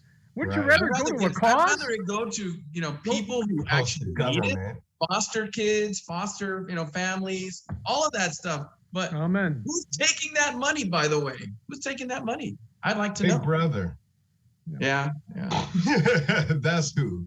And you don't ask Big Brother what they do with your money, which is why we have yet to audit the IRS, the Federal Reserve, your state franchise tax board. They won't tell you where your tax dollars are going. That's why we need to know, and that's why as city councilman, I'll be pushing for an independent audit of our finances, and it will be on the blockchain. It will be in real time, so people can go online and see exactly where our money here in Fresno has been going, because it hasn't been going towards building the high-speed rail to nowhere, which once it is actually built, will be the slowest high-speed rail in the world. Our homelessness here in Fresno is nearly 5,000 people plus. And when you talk about the poverty level the majority of people here in the city make less than $12,000 a year. So how can our state, which is again the highest tax per capita in the entire country, able to turn around and say we have a surplus of $9 billion, I believe, trillion dollars, I don't know. It's up there enough to where that money needs to be going back to the hardworking people of this state, especially the ones that have lost their job and they're struggling to do their best to hold on. I think we're at 92 billion surplus right now. 92 billion. Or $92 billion, right? Yet they won't lower the yet they won't remove the excise tax at 51 cents per gallon for the voters who really deserve that money back, right? It's kind of funny. Also, check out this booklet, right? This is the thing that he sent out, right? Where people could put their 250 words in. They have the audacity to charge us, we the people, to include blank pages, right? It was a tree. And then voter turns to but you it had and to be asks paid you, to be why mailed aren't to you us. in that book? I hope that when they do ask you, why aren't you in that book, you turn around and tell them because you can't afford to be. And because they're making it all about pay to play, even just to get on the ballot. Your filing fees as a candidate. When I ran for governor was $4,600, I believe. The candidate statement that he's talking about, $25 a word. That's why if you look in your voter handbook and look at some of those candidate statements, some of them may just be 1 or 2 words. In the recall election, there was a guy that just said, "I love you." And those were, and I think it's a lady in there now. She just says government sucks. Yeah, there's some other words in there too. I was like, you spent all your money for that? I'm like, well, that's a statement. Yeah. It's a statement. Right.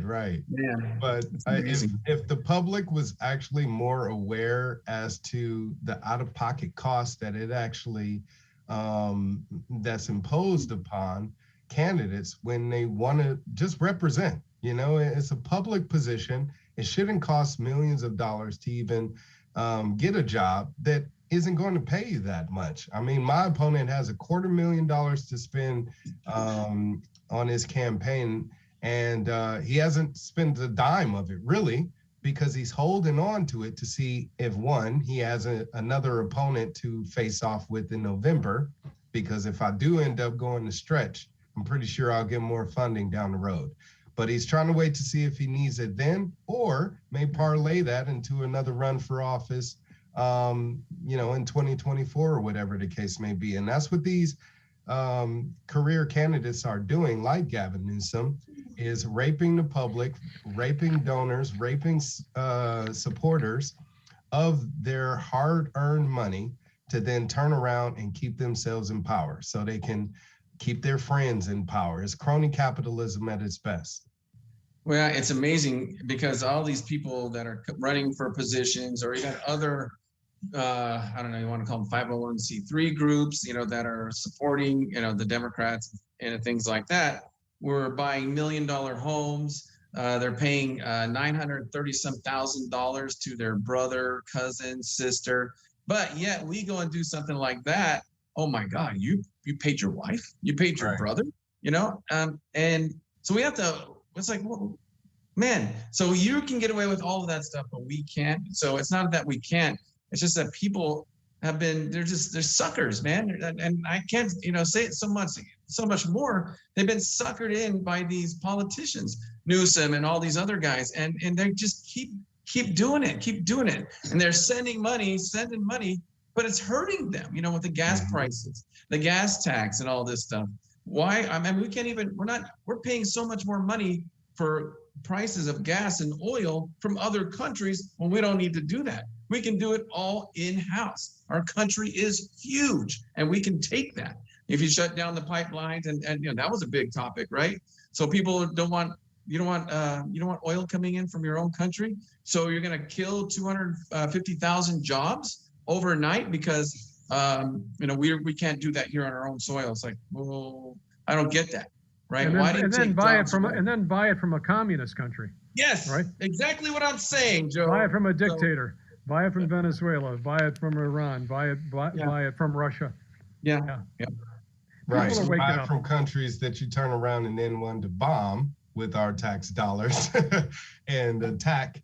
And it doesn't make any sense at all. But whatever happened to that lawsuit against Gavin Newsom for misappropriating those funds for the high-speed rail? Because it was part of that extra gas tax that we're still paying, not seeing any infrastructure improvements whatsoever. But yeah, we have a $92 billion surplus. So there is no accountability when it comes to our elected officials. That's why we have to do our best, our duty as American citizens.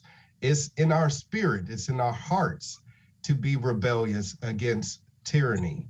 And we have tyrants in control right now. We have authoritarians doing their best to restrict our freedoms, restrict our liberties, take away our sovereignty and our autonomy, and make us all products of the state. If we don't want to be looked at and treated as property or authority of the government, then we have to do something about it now. And the most peaceful, civil way that we can do that is through the electoral process. So vote. That's all I can really say. And also don't be conned by the people, the average person. I mean, we know this, but for the average person out there that may be listening to this, don't be conned by the governor saying, oh, we're flush with money. We have billions of dollars. If that's the case, then why aren't we taking care of all the problems we have, right? The homeless, Right. And why aren't we lowering the gas price taxes, and you know, on and on and on. But let me tell you, don't be conned by this. I'll tell you why. We have 1 trillion with a T, not a million, not a billion, but $1 trillion in debt due to unfunded pension liabilities. Right. These are retirement pensions that have been granted to a lot of these unions because they got votes. These politicians got votes in return for giving these crazy pensions. It has gotten to the point that we the people, not the government, we the people owe $1 trillion. And when you divide it by the amount of people in the state, that comes to $80,000 in debt for all of us here watching this, all of our children here in the state, $80,000 a person. You know, it's interesting, Joe. Liabilities. It's Right. interesting you say that because when there's the death tax, right? So if we don't end up paying that part of our taxes or whatever, you lose everything. So there's no generational wealth being built.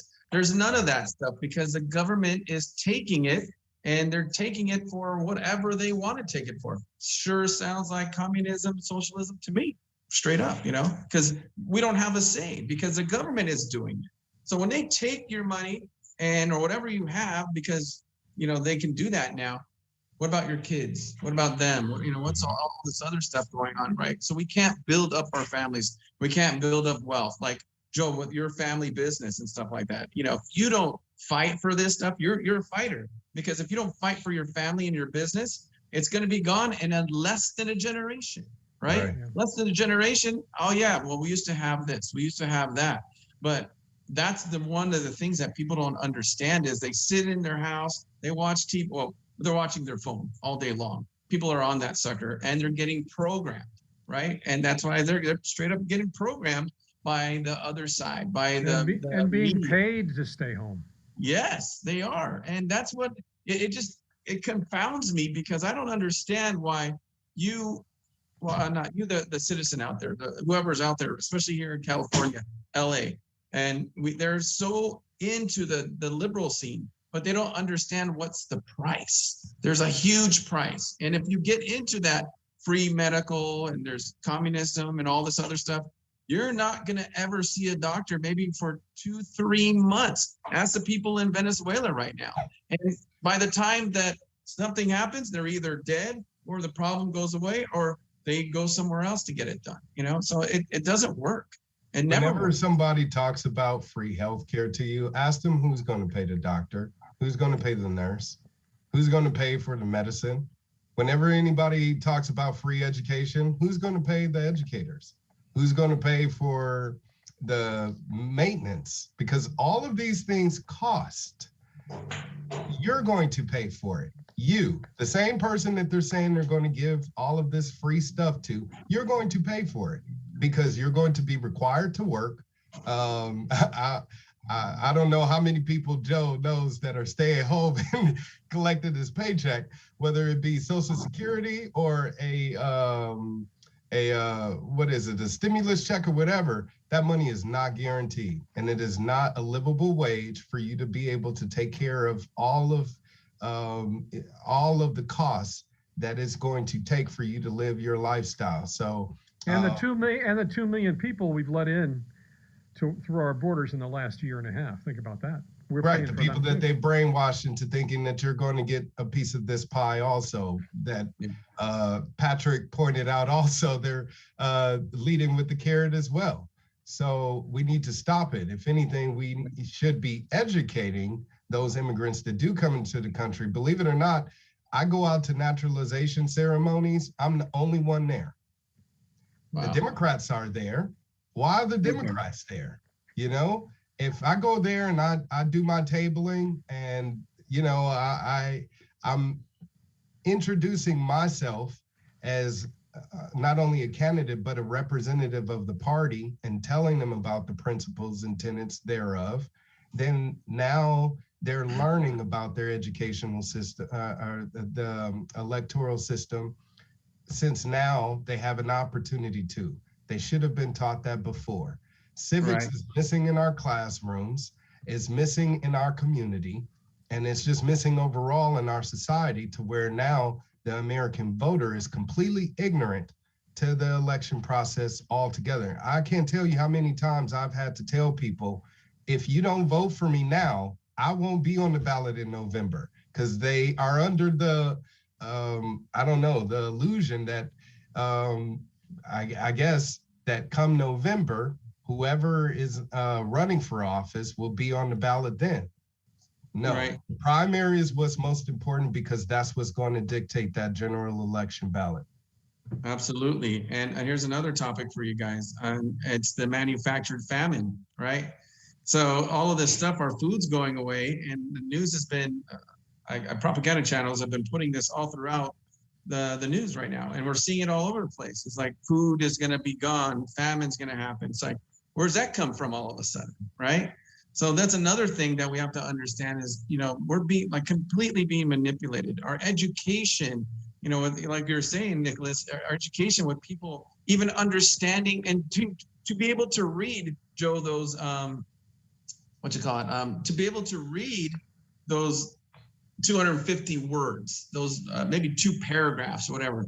We are 48th or the 50th. We're the lowest in our reading comprehension in this state. So they dumbed us down, and they're keeping their voter base where they should be. They shouldn't have that. We obviously know that education is a great thing, because if you're educated, you'll never go to that liberal side. You'll never go to that socialist side, because you understand that what ends up happening, if you read history, you know, if we're, you know, reading history, it's one of those things that when you have a historical record and you don't, you know, just get rid of your past like they're trying to do, you'll understand that that doesn't ever work, right? So we have so many things that were, you know, coming up against us in our state, but yet, you know, I'm proud of each and one of you guys, because you're fighting for your people, your district, your city council, all of this stuff. Because if we don't do it, man, we're done, you know. And I get so emotional, I get so pissed off, because I don't want to lose all this stuff. I don't want my kids to go, well, Dad, we got to move now. We got to go over here. You know, I don't want that to happen. You know, I think if we end up and do the right thing and we continue to fight, we're eventually going to, you know, knock some sense into these guys. Right. Well, yeah, we got to be vigilant. I have a record that proves that vigilance, because, as I said, I'm not going to stop being a thorn in their side, whether it's as a candidate or as an activist out there in the streets protesting against them day and night. Right. And we have to keep educating the public, because, you know, they're working so hard. A lot of them don't have time to follow what's going on, or to read the papers, or to check on what's going on and coming down out of Sacramento, or watch the news, because they're working hard to pay for the gas to get to their job, to make money to put on the table for food that's been so overinflated that they're losing money. It's a downward cycle. But here's the thing to tell the people. This state is spending so much money on education, almost $20,000 per student K through 12, and we're at the bottom of the barrel. I think we're at 48 out of 50 states in terms of kids being able to graduate, being able to read and write and do arithmetic. It's not a matter of money, ladies and gentlemen, because they're going to keep taking it out of your pocket. They're going to keep taking it, and they're not going to use it and follow it and make sure that it's accountable to you, the people, or even your kids in school. Instead, they're going to come up with other crazy stuff to teach our kids, sexualize our kids at a very young age unnecessarily, instead of teaching them to read, write, and color, right? Be creative. It's really important that we continue to educate the public and not give up, because, we've been very blessed. Our families, as Patrick said earlier, my family also were immigrants. They came here, couldn't speak English. My grandmother had 7 kids. She demanded they all learn English. The only people that spoke their native language, they were proud of their culture, their ethnicity.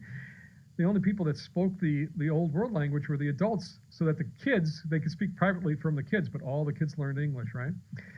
This is the pride that they took in America, and this is the pride that seems to be lost, is wanting everyone to come together, being one nation under God, indivisible, with liberty and justice for all.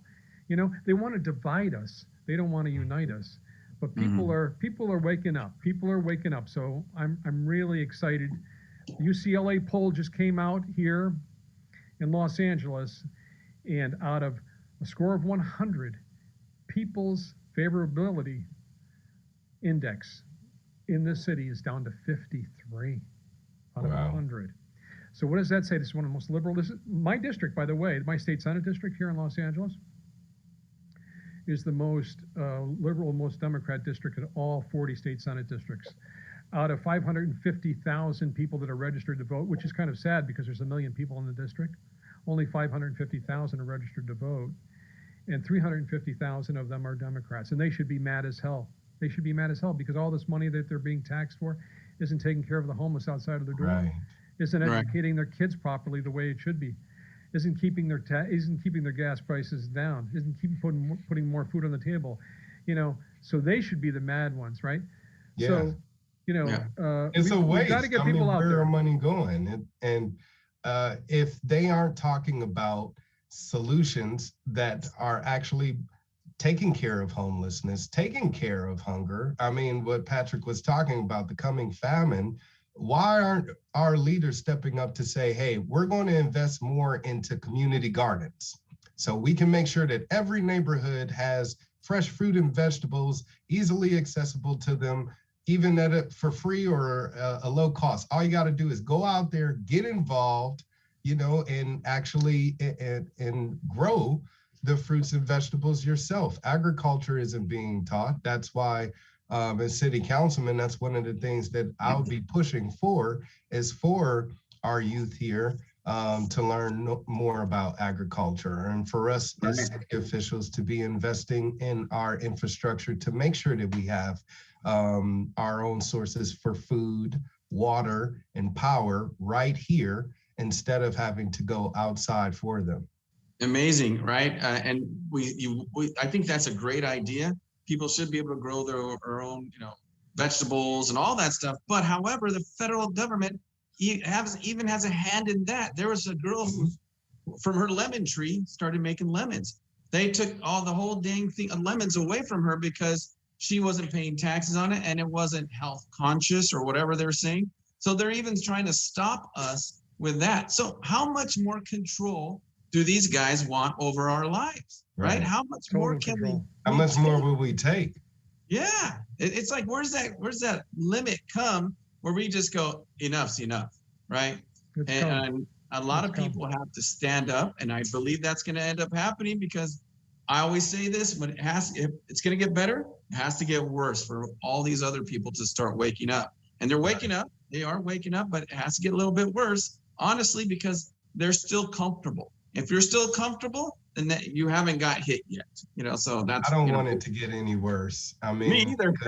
I don't want this video to get banned either, so I'll just say the virus shall not be named. They want to forcefully inject us with vaccinations against the coronavirus. So, and that's even been discussed in public forums by our president, to where, and other high-ranking officials, governors even in New York, they were talking about going door to door to make sure that people have been vaccinated, and if they haven't been, to make sure that they're vaccinated right then and there. So that's stripping away your medical freedom. No matter how you feel about getting vaccinated or not, you should not be forced to adhere to any type of health treatment. So for your government to say that you must do this in order to exist, we must, as human beings, make a stand and fight back and do whatever it takes to say, no, that's not the way that it is, and we're not going to take it, because if we allow it to happen, then our children are going to see it. They're going to get conditioned to it.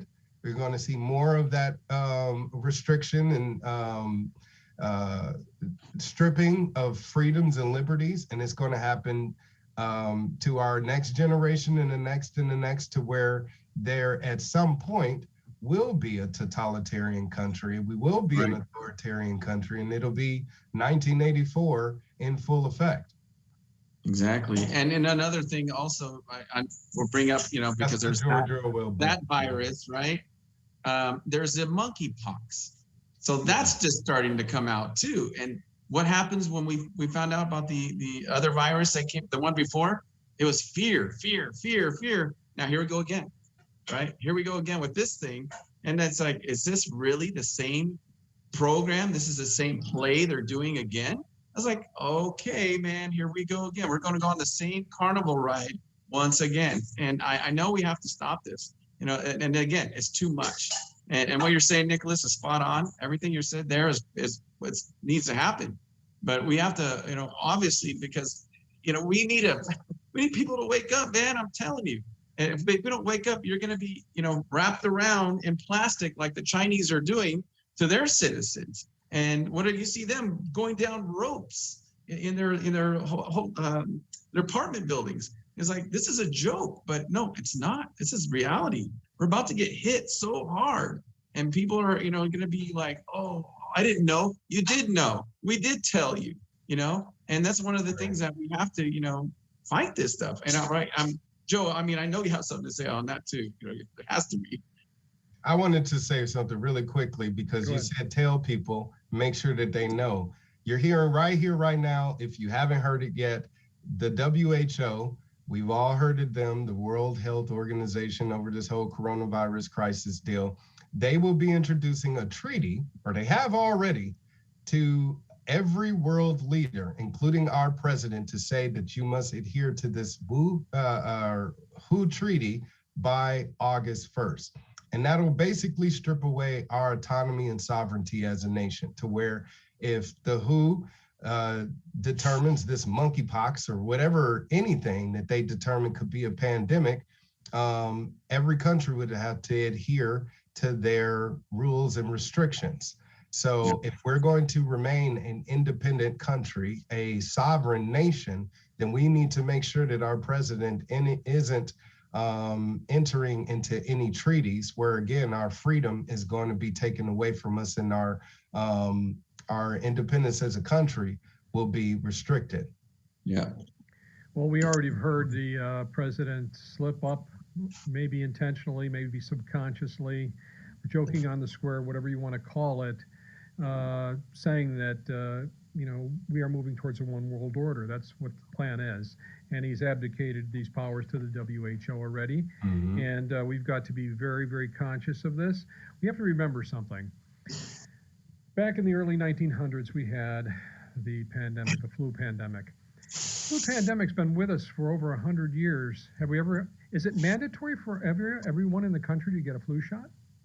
No. Right. It's not. Why is that? Okay. This virus comes along, everybody has to get a shot. Everybody has to get a second shot, a boost, a third shot, and boosters on top of it. Why is that?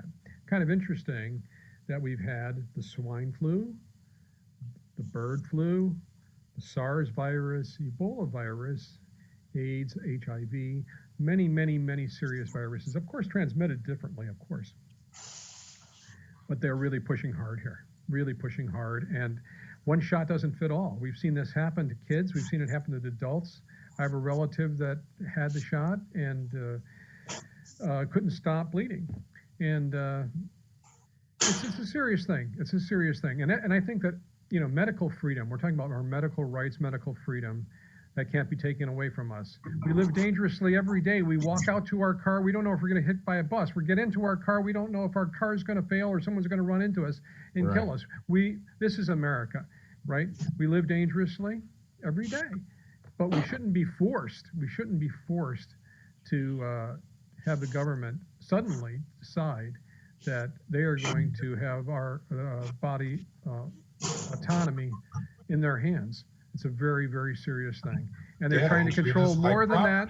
They're even trying to control our words, right? Remember this thing, the ministry, what was she called? They just shot that down, right? That Ministry of Truth. Yeah, basically. Yeah, all of a sudden they've canceled that because they realize it's too Orwellian, right? Big time. Yeah. And this is what's happening. They'll take away all of our amendments. They'll steer us away from the Constitution as quick as they can if we let them.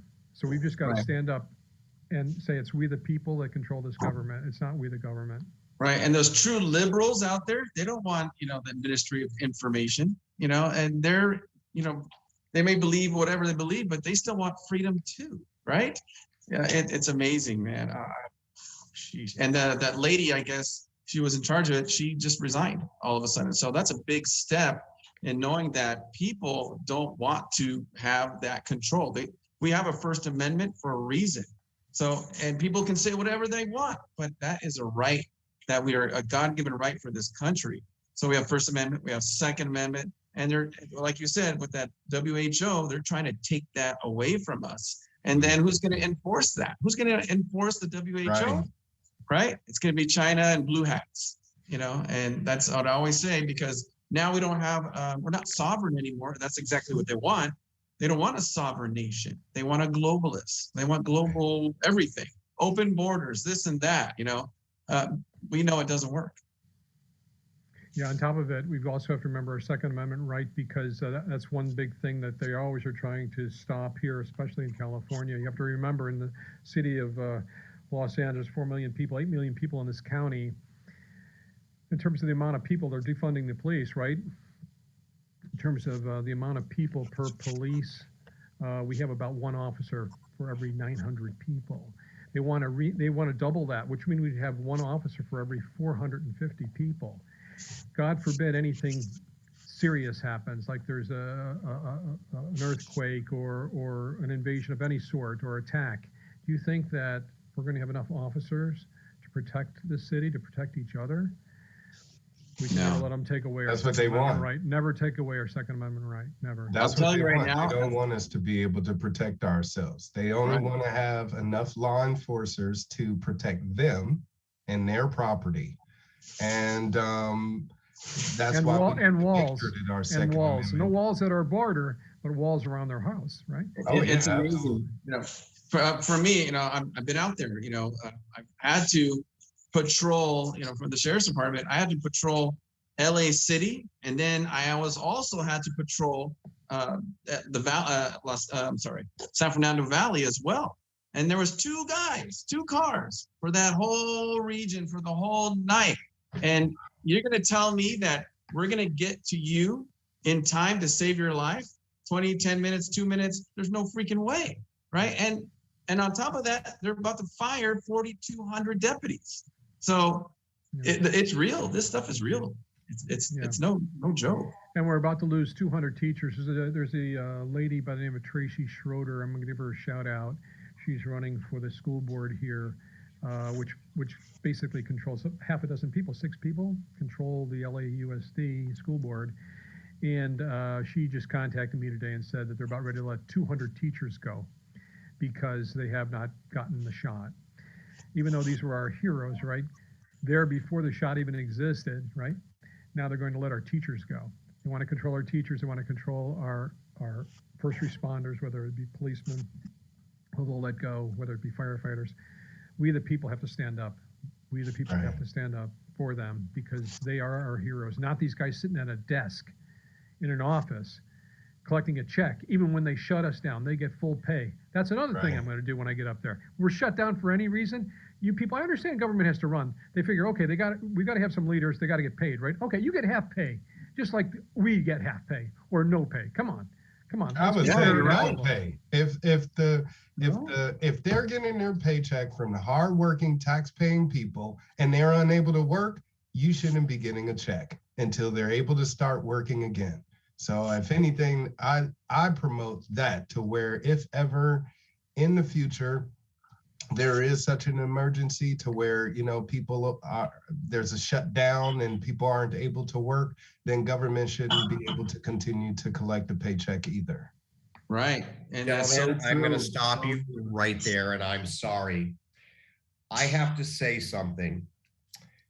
John let me try something without knowing what I was going to do. I announced at the beginning of this show that I wanted to show who you were. I started jumping in to show you, and I told you that one subject branches out. It was about a little bit after 9 o'clock. You guys did exactly what I tried to do. You helped me, and you proved, and just proved to everybody political change. You took it on yourself. I haven't said a word in almost an hour. You changed those subjects just by having dialogue with each other. Damn it. You guys did it. You proved my point. You should be proud of yourselves, and you didn't even know what I tried to do, and you did it on your own. Thank you for the forum. Thank you for the opportunity. Dialogue. It's called freedom of speech that you've offered us. Thank you. Thank you. You guys just helped me show political change. All right. We don't have to be political. We can be people who listen and dialogue. I don't care what party you guys are from. You just proved parties don't matter. There wasn't one thing I listened to you guys talk about tonight that was party related. Nothing. What you talked about tonight, gentlemen, was exactly what the people want to hear. They want change. You don't know how flabbergasted I am. And John let me try something without even asking me what it was. And you guys didn't even know what I was doing. At night, a little after 9 o'clock, you guys just took it over. I didn't have to start. I wasn't leading you. You guys took it on yourself. You took it. I haven't said anything I didn't even ask questions. I want you to realize what you guys just accomplished. Do you realize what you guys just did? You just shown the people. We don't have to follow the norm crap that they have created an image to be. We need to be real people who listen and want change. But you guys talked about what's important to people. It wasn't business related. It wasn't party related. This was exactly what it is. You don't need to be in a party. God bless you guys. I just, a little after 9 o'clock, I just shut my mouth. I just sat back and listened. And I told you guys, just talk. Let's do dialogue. But you guys were kind of, I don't think you were ever expected to be able to go on a talk show about politics and just take it on and have a conversation and dialogue, did you? You guys didn't even realize what you did. Narrative. And I think you're sitting back now realizing what you just did. You guys just took it on. I didn't ask any questions. You should be proud of yourself, and you just proved change. God bless you guys. I'm going to give you a second to tell us who your name is, what state you're from, what office you're running. Do not elaborate, and we're going to end it on that because that's who you are. That's all you got to say. This is who I am, and you just proved to the people who you are. Thank you, gentlemen. Go ahead. We're going to start with Patrick. Right on. Patrick Lee Gibson, running for Congress, District 30, and that's against incumbent Adam Schiff. That's Sunland, Tahunga, Burbank, Glendale, Shadow Hill, Sun Valley, Los Feliz, Hollywood, West Hollywood, and Silver Lake, and I think a little below West Hollywood as well. That's the whole area right there. So we need all your votes right there for that. Go ahead, Joe. California. Yes, sorry. It's in California. Go ahead, Joe. Been a long night. Also in California, my name is Joe Lisuzo. You can visit me at joelisuzo.com. That's JoeLisuzzo. You'll see my endorsements, my platform, and learn so much more about me as a person. It'll enable you to help us financially to get the word out, because that's what it's all about. If you can make a donation, that's wonderful. If not, text my name to your friends in California and tell them just to vote in the primary because you heard this guy and you believe in him. You want to help him. Thank you, Joe. Thank you. I'm going to let you go ahead, for this Nicholas. opportunity. Only because we're going to wrap it up. We don't want to go over. Go ahead, Nicholas. All right. My name again is Nicholas Wildstar, and I'm running for Fresno City Council, Fresno, California. If you want to find out more about me, Google me, like Joe said. That's the best way. Or you can check out my crowd pack, which is like a GoFundMe for candidates. So it's crowdpack.com/C/GoWildFresno. I'm running for City Council again against Miguel Arias, which is District 3. So that's Tower, downtown, the central area. And if you want better representation, one that truly represents all of the people of Fresno, all of we the people, then you want to vote Wildstar for City Council. Vote Joe for City District and vote Patrick as well. I don't know what you're running for. You said state Congress, state Thank you, senator. gentlemen. I appreciate it. I really do. I'm hoping going forward with your campaigns that you demand this kind of a show to be on. Not what you should make this a standard for anybody that you're going to be on to do. And this can be done with the other party. This is what it should be done on both sides, is come together for the common interest and the common situations. Again, I want to thank you for participating in my experiment. You were my guinea pigs tonight, and you guys should be very proud of yourselves, and you don't even realize what you accomplished tonight. I want to thank you, gentlemen, so much. I'm going to be watching you guys, and I will have you back on. We need to do this again. 2 hours just wasn't long enough. Thank you, guys. I applaud you. God bless and good luck to you. You all have a good night. Thank you, America. Good night. Thank you. Bye-bye now. Bye-bye. With California's problems on the rise, homelessness, poor infrastructure, and much more, return to our elections this June 7th, where these candidates will be up for your consideration. My name is Daniel Mercury. Lieutenant Governor. Folks, my name's David. Matthew Cinquanta, running for Secretary of State. Highly suggest that you watch on Thursday With your special guest host, a surprise moderator. the California Patriot Revival starts now. Only on the GCD network.